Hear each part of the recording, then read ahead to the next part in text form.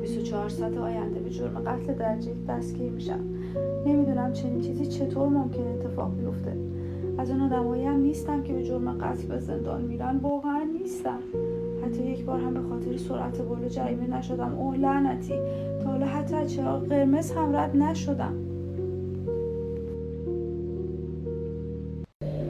داستان ابی فقط یک معمای جنایی نیست. تصویری از زنیه که در اوج ناامیدی برای مادر شدن به انتخابی تن میده که زندگیش رو از امنیت به آشوب میکشونه. این کتاب روایت تلخ زنیه که آرزوی مادر شدن اون رو تا لبه پرتگاهی میبره که ممکنه دیگه هیچ راه برگشتی براش وجود نداشته باشه.